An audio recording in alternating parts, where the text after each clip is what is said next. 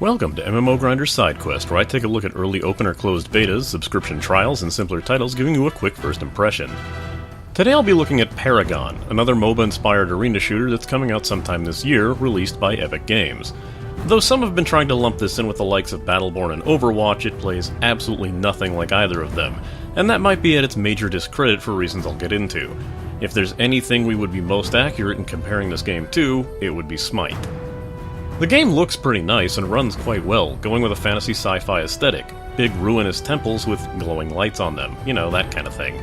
The character designs themselves sit in an odd middle ground, some looking generically human and others being very over-the-top, like Grim.exe, a cannon-toting battle robot being controlled by a tiny demon operating it with a hand crank, or Rampage, a hulking fish-squid-faced melee bruiser. I definitely wanted to give more than a set few of these characters a try, though I stuck mostly with Twin Blast and Murdoch quite a bit.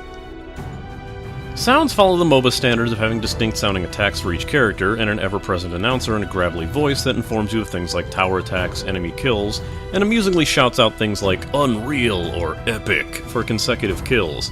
I see what you did there, guys. Music doesn't seem to have much play in the matches, and tends to play an atmospheric and quiet angle, letting the sound do most of the work. If you've played a MOBA, you're likely going to get Paragon down pat pretty quick. It's still a standard 3-lane, 2-tower minion march to the core, and despite the shooter-looking nature of the characters and their guns, it operates very much like any MOBA basic attack, in that the attacks are comparatively slow to a shooter and only feel improved with items that would increase your attack speed. SMITE players should feel right at home. A major difference, though, is in how those upgrades are earned. Instead of earning gold from matches, you earn a similarly functioning item, Amber, which is used to upgrade and assign cards to your character, after you earn enough Amber to gain card points. You choose a deck of cards to start out, and can set up a specific deck as you earn more later. These take the place of items seen in most MOBAs, but function in a near-exact way. A card might be a health potion or a stat-boosting weapon. You can also upgrade a card, which will usually grant a far larger stat boost rather than just assigning a new card, and if you discard a card that you've equipped, you can't get it back. It's surprisingly easy to do this on accident. Paragon also uses a lot more verticality than SMITE, so you'll have to aim a bit more than in SMITE, as enemies can attack you from cliffs above, and the map isn't as simple to traverse, especially when venturing out into the jungle.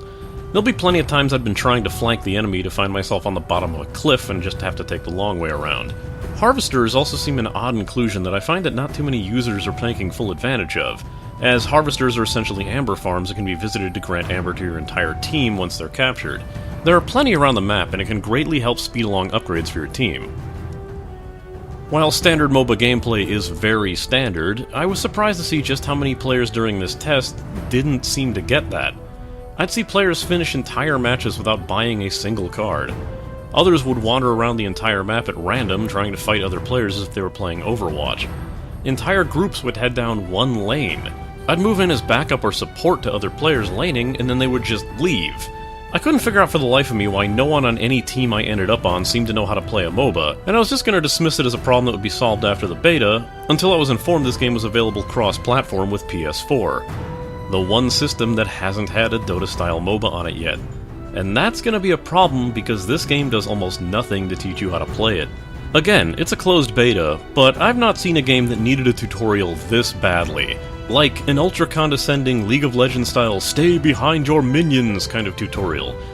Because while any MOBA vet will pick up on this game immediately, there's going to be a lot of people who seriously just never played one before, and MOBAs are not the kind of games that you can just jump into and understand what to do if you have no other framework to base it off of. Without a proper "this is how you play the game" tutorial, expect to be in a world of hurt if you get matched up with tanks that'll freely roam your lanes without pushing, or characters running all the way back to the start because they don't realize you can teleport back. The game does its best to ease you into the characters by locking you away from some of the more complex characters until you've earned a few levels, but it won't help against a team that runs away the minute one person shows up and leaves you to die alone. This almost turned me into the kind of MOBA player I hate, but let's hope that something more helpful for coaching new players gets included in-game at some time soon. I don't foresee Paragon taking the world by storm at the moment. It's a decent shooter hybrid MOBA for those who haven't played SMITE, and there's plenty of potential with this PS4 crossplay aspect, but those lumping in the game with Overwatch and Battleborn and expecting something that plays like those are sorely misguided. This has been an MMO Grinder Sidequest, and it's time I logged out.